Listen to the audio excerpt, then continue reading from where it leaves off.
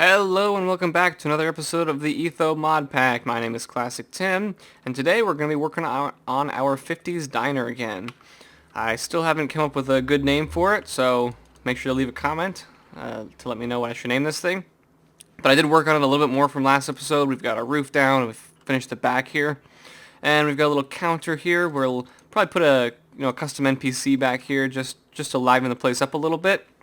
And maybe we'll even have some walking around in here.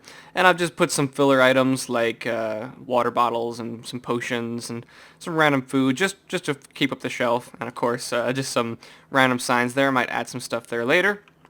But I've got these inverted white lanterns from Project Red. I thought they looked good to light up the area.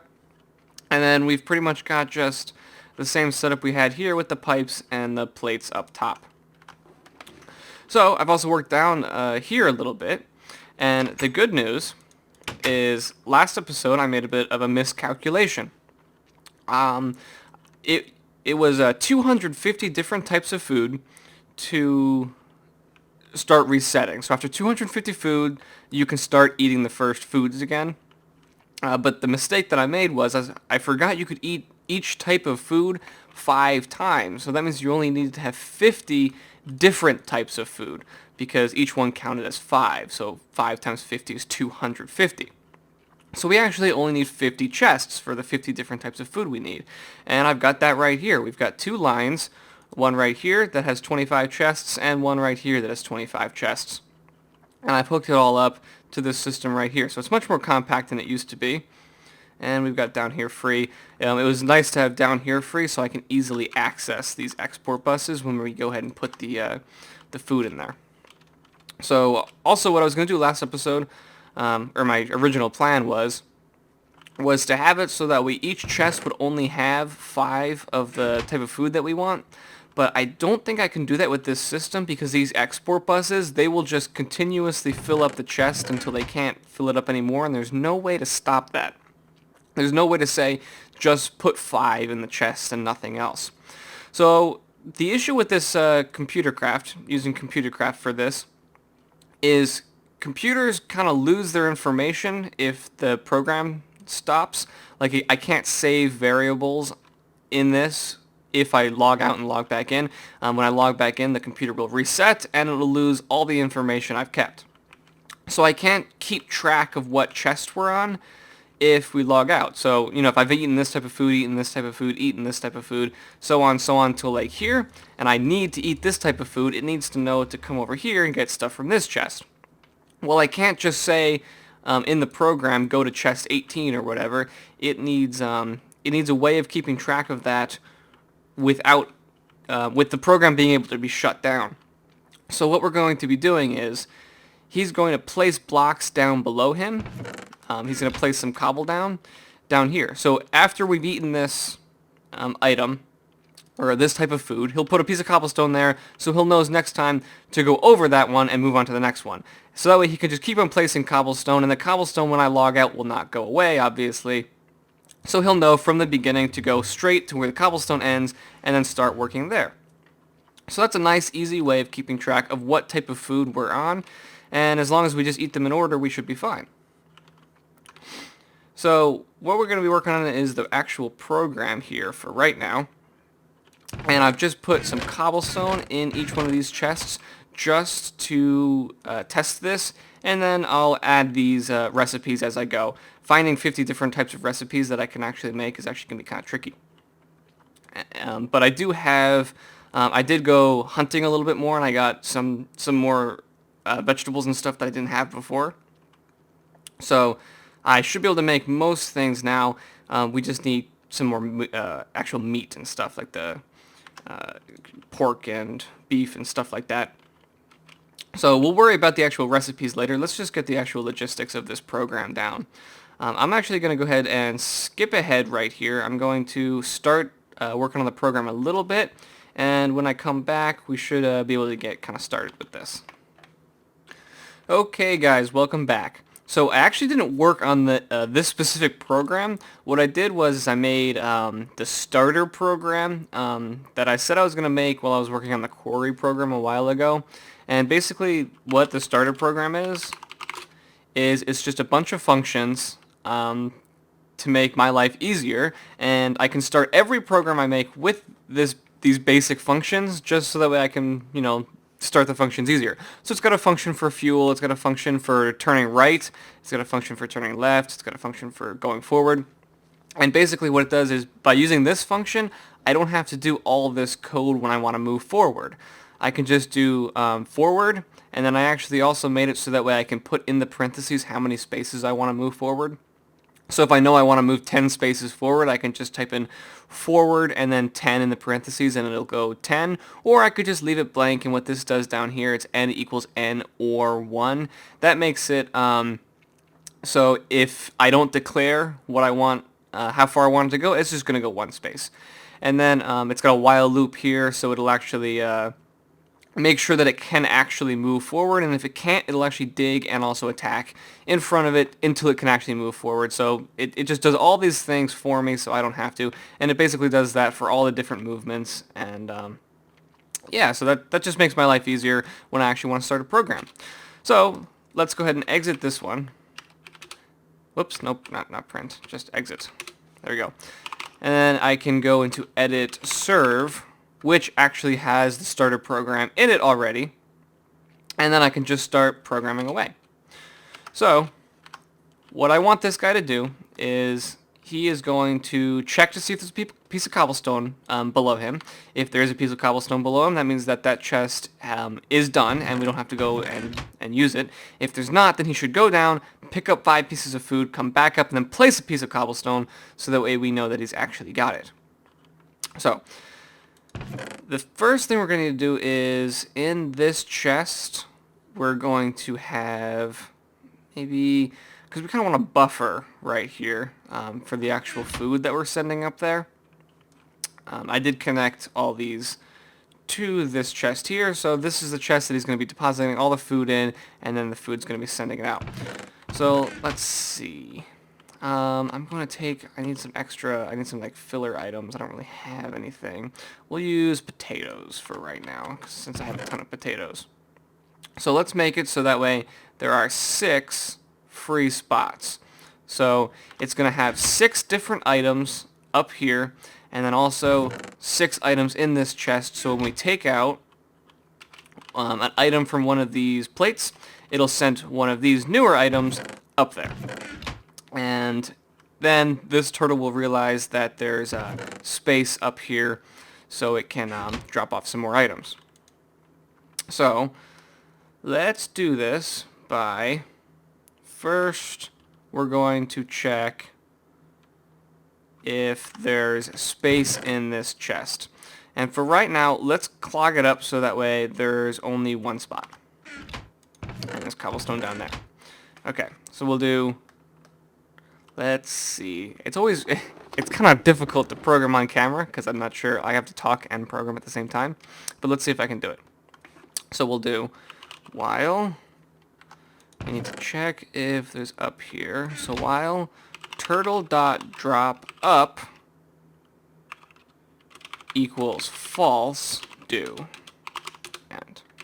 And what this is just going to do is it's going to keep looping in this while loop until he's able to drop something up in here. And if he can drop the item that he's have selected up here, then that means there's a space up here. So that means now he's got a new space right here. So before we do this, let's do turtle.select2. So that way he's selecting the second slot, since the first slot is going to be for cobblestone. Okay, so now that he has realized that there is a spot free up here, he's dropped off the food that he currently had in the second slot. Since he's dropped off that food, he's now got a free spot here, and he can go collect some more food. So then what he's going to do is detect if he can move down. So let's see.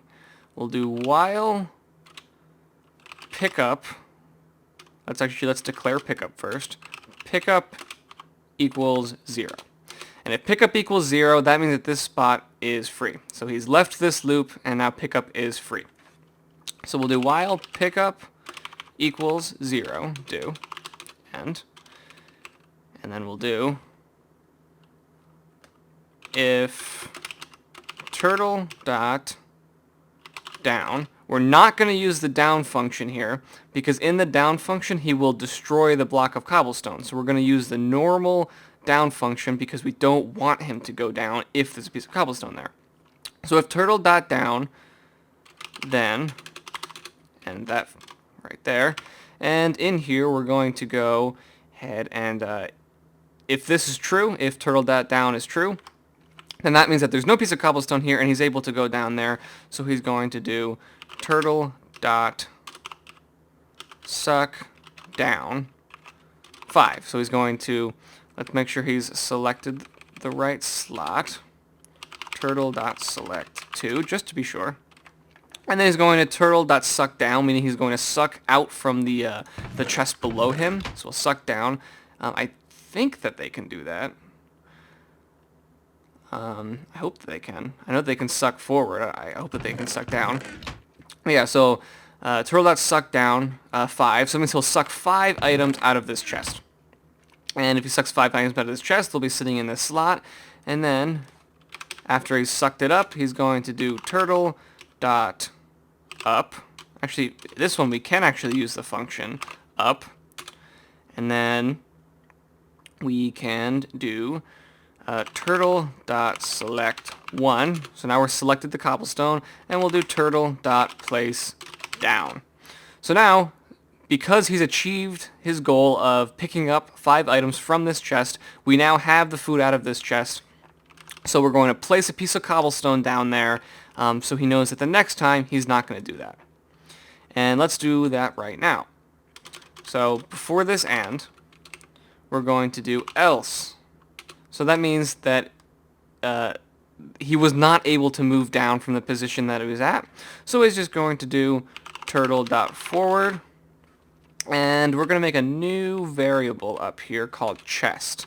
Chest equals 1. So that means he's standing above the first chest right here. So every time he's going to move forward, we need to know how many times he wants to move back. So let's go ahead and do turtle.forward, and that means he's on the second chest now, so we'll do turtle, actually no, let's do chest equals chest plus 1. So now we know he's moved up to the next chest, and then it's going to loop back to the beginning. And I actually forgot, once he's done being successful, we need to reset, get out of the loop, so we'll have to do equals pickup equals 1. So that means he has picked up an item and he's ready to go back to the beginning. So let's go ahead and save this and exit. And let's just see what happens when it runs. I'm honestly not sure. What he should do is he should go down, pick up 5 pieces of cobblestone and put them in this slot, and then place a piece of cobblestone right here and end up right back where he is. So let's just type in serve, see what it does. Looks like we have an error on line 79. Edit serve.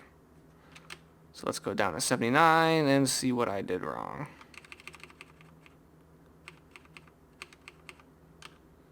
While turtle.drop up. Oh, whoops. That's actually in my function, I think. Is it? Oh, okay. Yep, that P can't be capitalized. So let's try that again. Serve. Alright, he's selected slot 2, but he's not going down. I wonder why he's not going down. Well, let's take a look. Edit serve. So he's getting stuck right about... He's still in the functions. Functions. Let's get back down to the actual code here. Alright, so turtle.select 2, while turtle.drop up equals false. Oh, okay. He's never leaving this loop because he's got no items in here to actually drop off. So let's give him a logistical transport pipe, and that's going to be the first piece of food that he's going to drop off into the chest here. Okay, so let's run that again. Serve. Alright, drops that up, so now he should have exited that loop and moved down. He didn't move down. Alright, let's go back in. And this is pretty much how you program. It's going in and in and out, seeing what's wrong and fixing it. All right. So he should have left this loop right here, which he did. So he dropped off an item, so he left the loop, and then chest equals 1 and pickup equals 0. So while pickup equals 0, if turtle dot down, he should have moved down. Why didn't he move down? He didn't even try to move down. If, here we go. See, just making typos. Pick up. There we go. Okay, let's try that one more time. We'll take that transport pipe and put it right back where it was. And then let's try again. Serve. Alright, goes down. Picks up 5 pieces of cobblestone and places the cobblestone right there. So that actually worked great. Alright, and then what we're going to have it do is loop, so that way he starts trying to deposit this new cobblestone that he got into this, which he won't be able to do because there should be food here. But once I fill up these plates, the food will be sucked out to the plates, actually. And then once I pick up a piece of food from the plate, it's going to take new food out of this chest, which means he can drop off new food into the chest, which means he's going to go hunting for more. So that's basically the beginning of this program. I'm going to work on it a little bit more. I'm not going to make you guys watch me code the entire thing, but hopefully that you guys got kind of the gist of it right now. So I'm going to work a little bit more, and I'll be back in a bit. Okay, welcome back. I've made a lot of progress in this program. This program was actually a lot easier than I thought it was going to be. I thought it was going to be pretty difficult, but it actually ended up being just some simple math. So he is actually currently running right now, and he's just waiting for some space here. For some reason, these pipes, they would try and take out the cobblestone. If I put the potato here, they would try and take out the cobblestone first, even though the potato was the first on the list. In the chest here, and cobblestone can't go into the plates, so it wouldn't suck it out, and it would for some reason just ignore the potato, that even though it was in the first slot. But that was actually fixed by putting the potato in the last slot. So for some reason this pipe, the logistical transporter, it takes from the last slot first. So I don't know why, but that's what it does. So basically we're just going to have to put that right there. Let's just grab a couple more different types of food here, just so we can use this as an example. And maybe cucumber. Alright, so that's 5 plus the potato. So we got that there, that there, that there, that there, and that there. So those are 6 different types of foods that we're going to have in a little bit of a buffer there. Just combine all this cobblestone. And that corresponds with these 6 spaces in our lunchbox. So that we have a 6 food buffer to fill up our 6 plates as well. So I'm going to go ahead and come up here. And I've got some filler food in the plates right now. All of the plates have 2 zombie flesh and a piece of bread. Basically, we're just going to be using the center spot, so these 2 extra spots, we'll just put placeholders there. For now, it's zombie flesh, but it's not going to continue being zombie flesh. I could have had it so that I actually only have 2 booths, and then each booth has 3 different types of food. But I kind of like the bigger booth area. Maybe in these, I might just put, filler ones, and then just have these 2 have my different types of food. It doesn't really matter. The system's going to fill up any blank spaces anyway, so I could actually just have all of the spaces filled up with different types of food if I wanted to. But either way, so for right now, I'm just going to take away a piece of bread here. So say, I wanted to take some food here, I needed some more, just take out a piece of bread, and if we hurry up down here, it should have already started pumping out the potatoes there to send up to there, and he should have been able to drop off. Oh, he already finished. I forgot. Yeah, since the first slot was open, see, he's already got a piece of cobblestone here, so he's picked up some potatoes that was in this first chest here, and he's replaced the eggplant that he was holding right there. So now when I see, now the potatoes are here, but now if I take out another one of these, it's actually going to mess up right now because The next slot also has potatoes, but that should be okay actually because there's no potatoes. So he's holding potatoes, so if he drops potatoes in there and picks up some more potatoes, he's going to be able to stack the potatoes. So let's grab another type of food and say he's picked up raspberries the first time. So that way, this is actually a different type of food, so it's not going to stack on top of each other. We won't have this problem once we actually put different types of food in all these chests, but right now, I kind of just put potatoes in all of them. But either way, okay. So now, let's go ahead up here and grab another piece of bread. Or we could even grab just these potatoes. And he will already drop off the, those will get sucked out. He will have dropped off the raspberries. And then that'll go.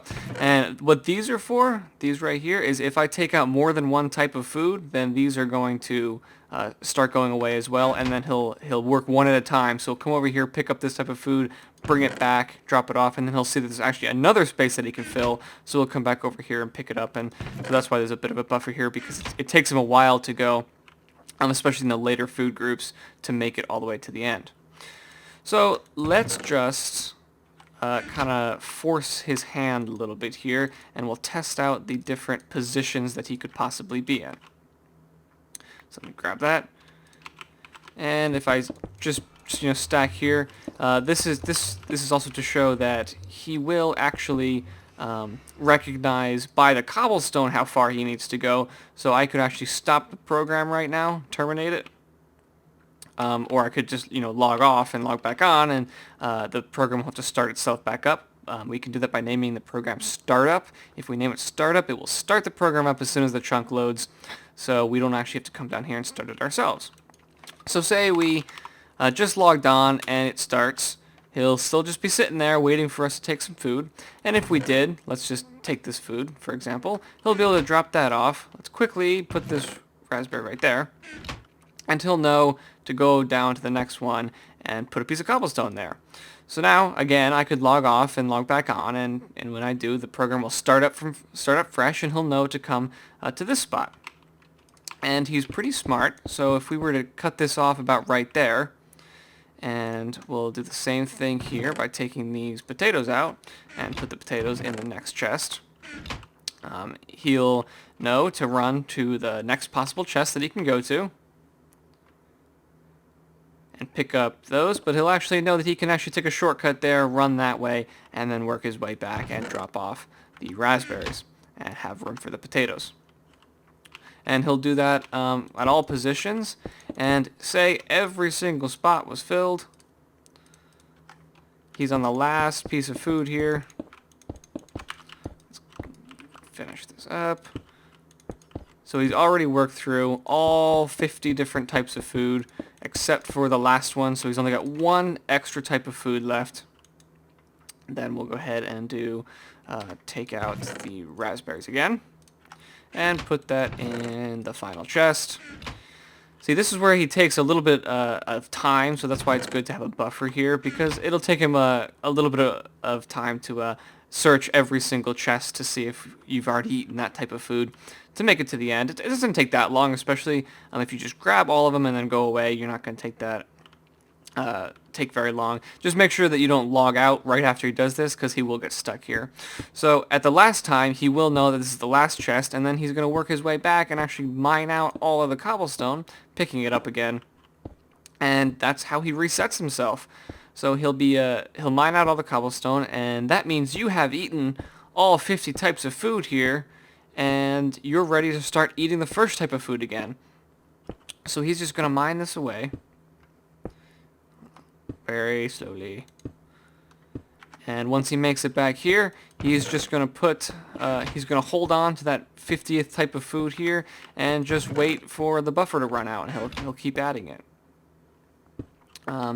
I might add a little bit of extra type of food, just in case I were to die or I was to drop some food or lose some food. I don't want to have it exactly 50 types, and especially maybe some stuff is stuck in the buffer here. So I probably want to add, a couple more types of food, and I will do that once I add the recipes, but this was just kind of to show that you can get all 50 types of food there. And as you can see, he's now waiting in the starting position again, and he's got the food up here, the raspberries there, and down here we've got some potatoes. So let's put a piece of bread down here, and I'll show you that if you were to again take away the potatoes, he will just start over from the first type of food again and drop it off. So now all that's left to do is actually put these export buses and crafting cards in each one of these. So it automatically fills all these chests up with all the different types of food, so I don't even have to worry about that, and then this will all be automated. And of course I can just come up here, grab some food from the plates, and we'll be good. So this system works exactly how I wanted it to. The program wasn't hard at all. I'm not going to release the program this episode. I'm going to wait until next episode to do that, just in case you guys are using the same setup that I am here, because I'm going to add a little bit more space here, so we've got more than just 50 types of food, maybe 55, maybe 60 different types of food. I'll just add some more at the end here. It won't be hard, just change a couple variables, and that will be it. So I'm going to go ahead and end the episode here. By next episode, I'm going to start adding these recipes. We're going to need some more food, and we're going to need some food production, but I'm going to start adding the recipes. And yeah, that's pretty awesome. The system is working exactly how I wanted it to so far.